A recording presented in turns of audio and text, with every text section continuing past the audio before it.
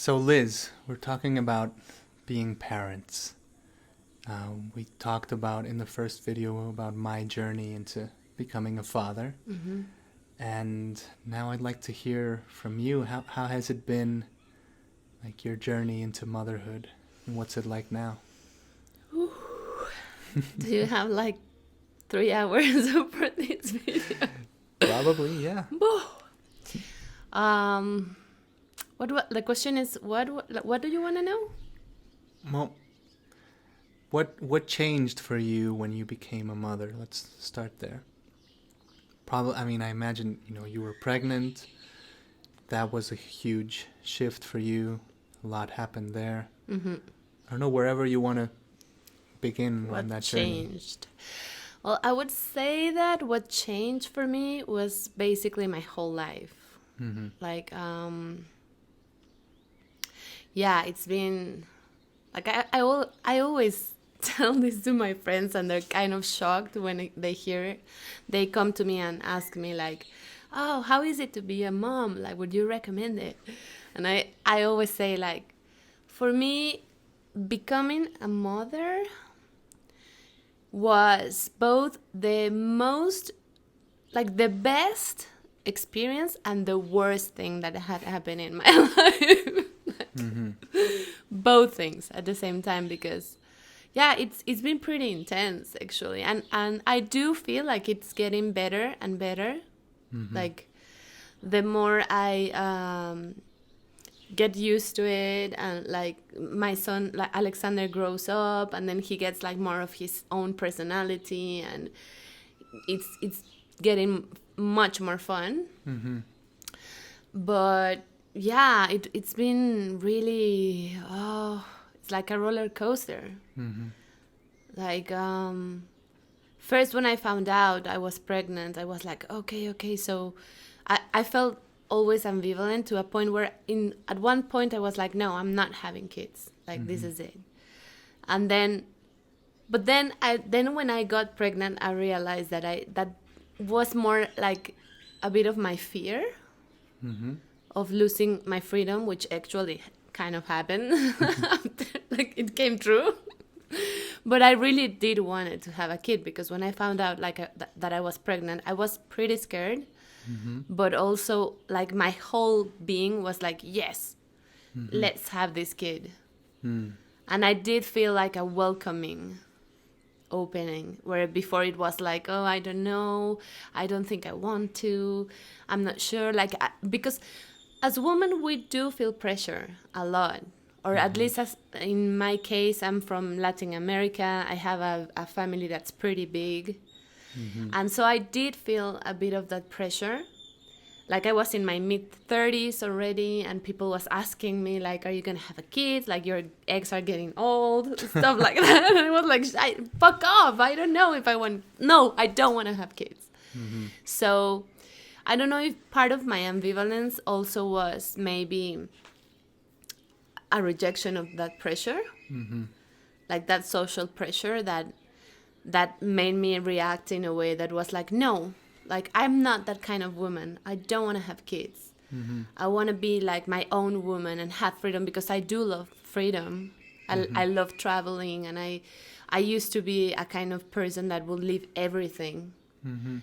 behind if I had like an opportunity, an interesting opportunity for working or traveling. Mm-hmm. And so that was a real fear for me, like what's going to happen with this part of myself that it's really that really appreciates that freedom, Mm-hmm.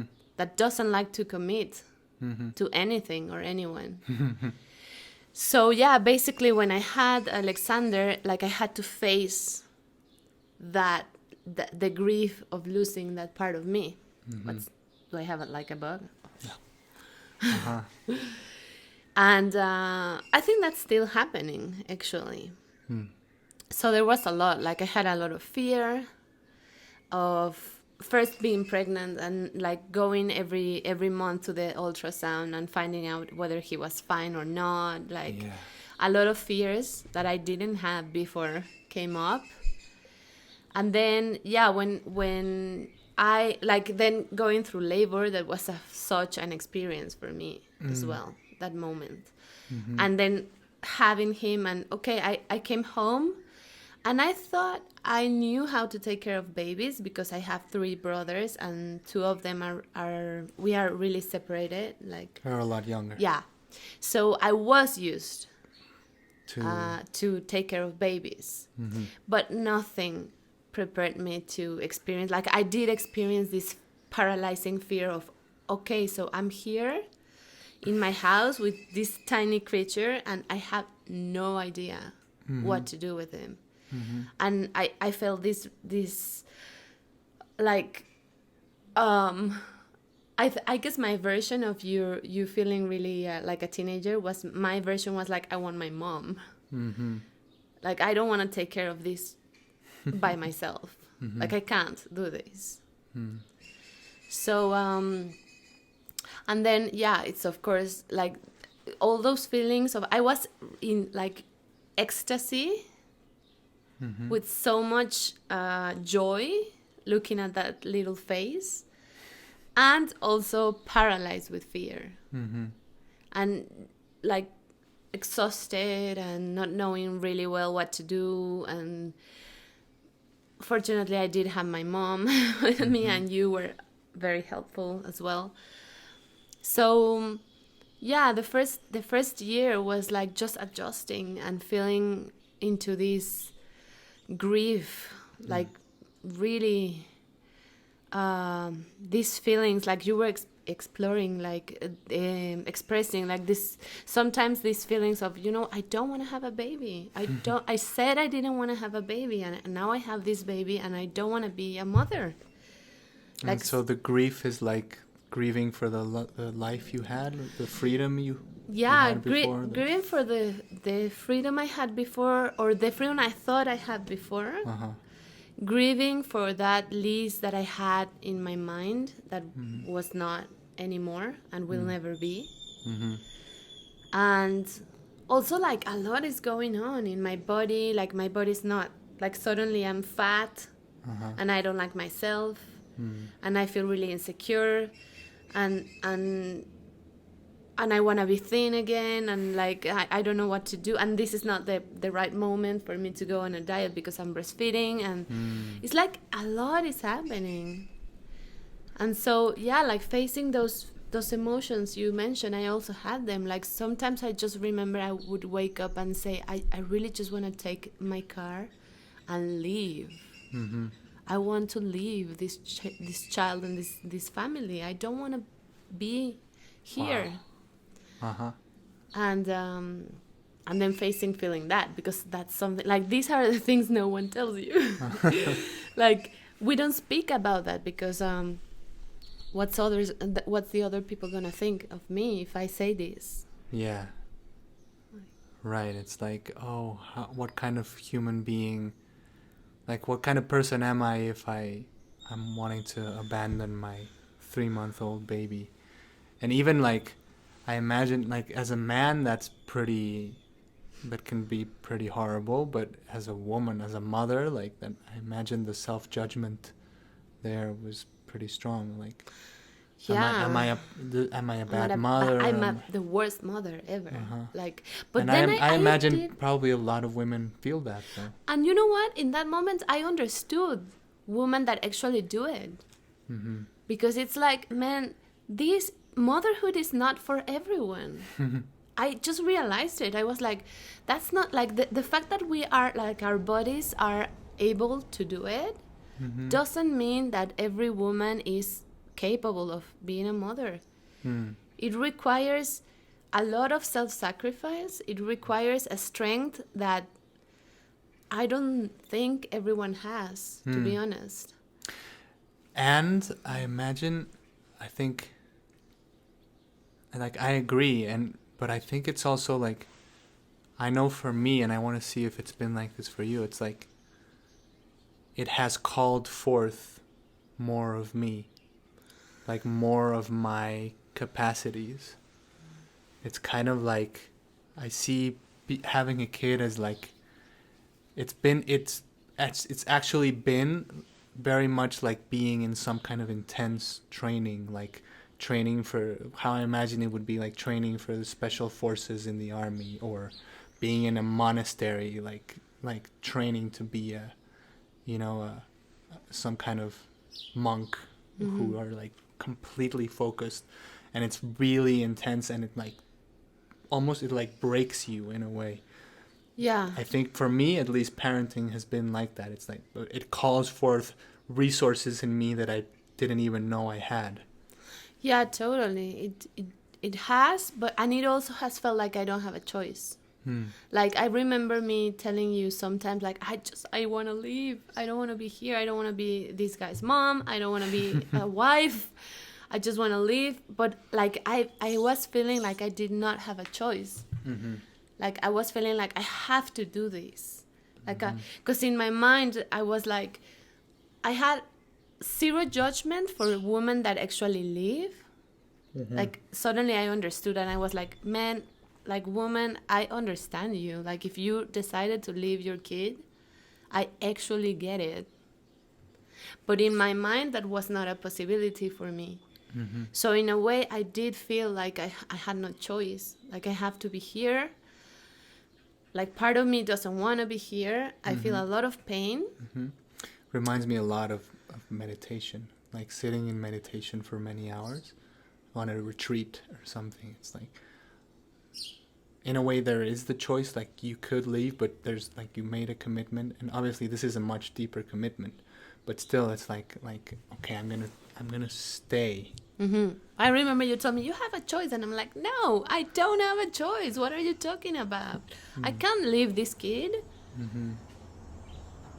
And then I also noticed that when I was not allowing myself to feel those feelings, that is same thing. Like sometimes I felt resentment. Sometimes I felt like I just felt so overwhelmed that I was not allowed to take care of my kid or work or anything. And whenever I pushed those feelings aside, I was like, no, I should not feel this. I was not even, like, it happened like whenever I shut down those feelings, I found that I also couldn't feel my love for my kid.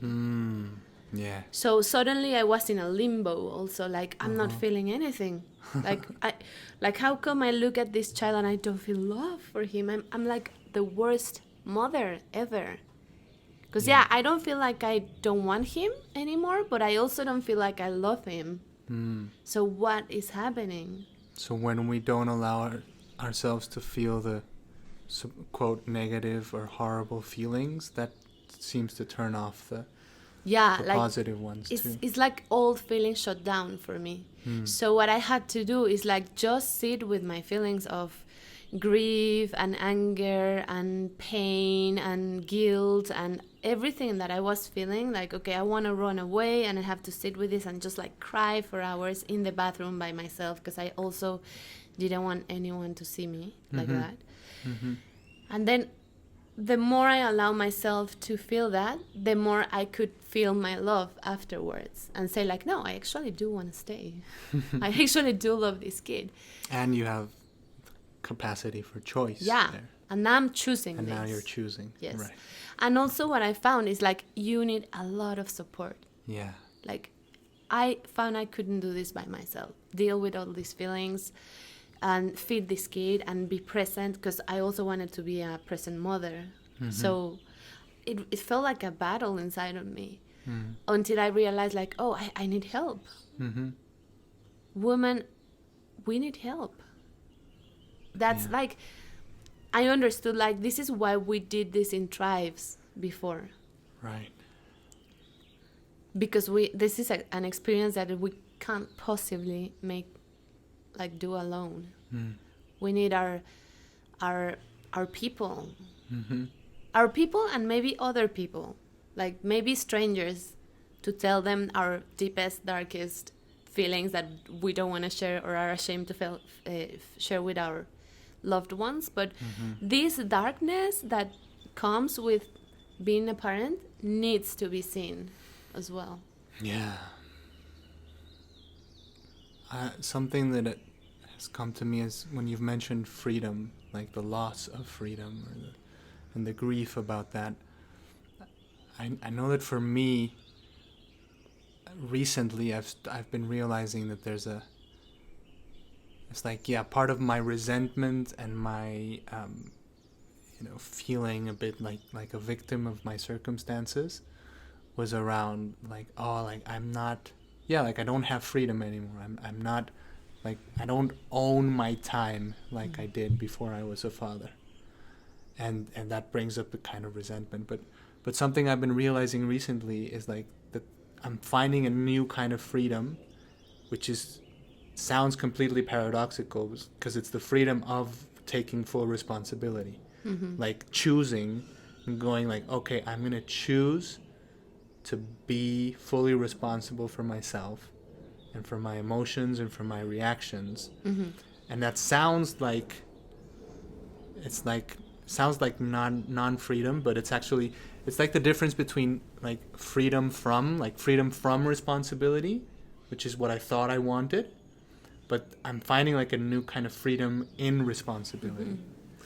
And I don't know, I wonder if that resonates for you. Yeah, it does. Like, I realized for me, the grief was of a loss of freedom as I used to see freedom, which was more like an immature way. Like, oh, yeah, being able to just travel or like party or like do stuff, like just like more like an egoísta, ¿cómo se dice? Egocentric? Like more egocentric freedom. Like, I don't care about anyone but me. So whenever I want to do something, I just do it. Yeah. And that was what freedom meant for me. And now I'm realizing another taste of freedom. And how is it for you? Like you say, it's like I do have a choice.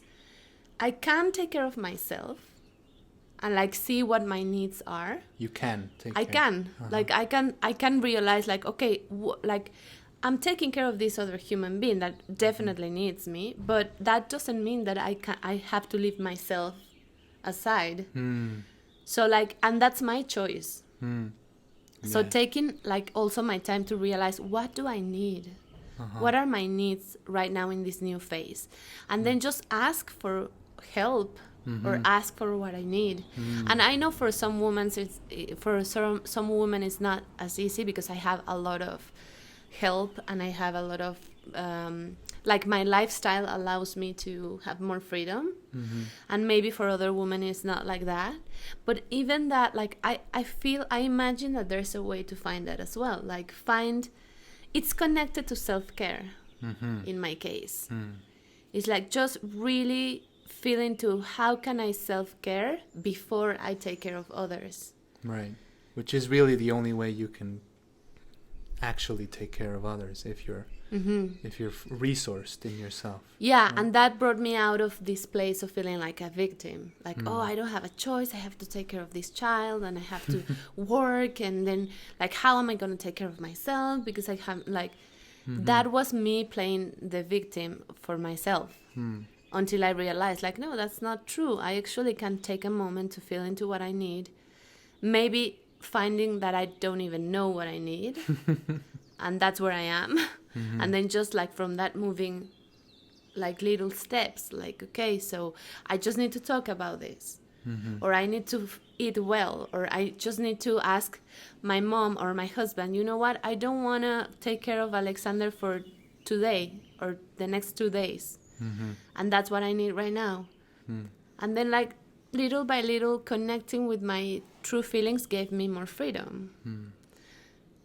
And yeah, and I imagine even just giving yourself permission to say, I don't want to take care of him for today. That's just doing that, like fully giving yourself permission. Maybe in a few hours you find like, oh yeah, I actually do want to be with him again. Yeah, but that one as a mother, I think is really hard to actually get in touch with that and say, you know what, for today I don't want to take care of my child. That was pretty difficult. Yeah, but that's to so. feel. I imagine there's so much self-judgment and shame there. Totally. That when you actually just let it be, like acknowledge it, it's like it probably shifts. It's like it's probably not as big as you thought it was. Like the the aversion or the need for freedom or space. Maybe it is, but I No, don't know. it has to do a lot with my self-image of how do I want to be a mother myself. Like, how do I picture myself being a mother? So I had all these images of, oh, like, this is the kind of mother I want to be, and this is what I want to do. And so every time something I felt or didn't align with that image I had, pain happened. So for me, it has been also about letting go of that expectations I had about myself being a mother. And just like learning to be, and yeah, fuck it up. Like, sometimes I just don't have the patience, and I do something I didn't want to do, like, or react in a certain way that I didn't picture myself reacting, or I judged to be wrong. And then just letting go of that and saying, like, okay, I'm not going to meet my own expectations of how I want to be a mother, but I could, if I relax that and just, like, be in the moment and knowing that I'm doing my best, honestly. Right. Like, that will shape my own way of being a mother that I didn't know. Like, Well, thank you, Liz. thank And you. yeah, and I just invite any of you who are listening to this to join us in a conversation around this. And like Liz was saying, I think it's really valuable to have support. So Yeah. like, Any kind of support that you can have. for me, it's like being with other men and talking about what it is to be a father, and maybe, you know, getting together with other mothers, and also as couples. It's just like, yeah, Communicating. it takes a Right, tribe, it takes a village, like they say. Yeah. But thanks for listening. Thank you.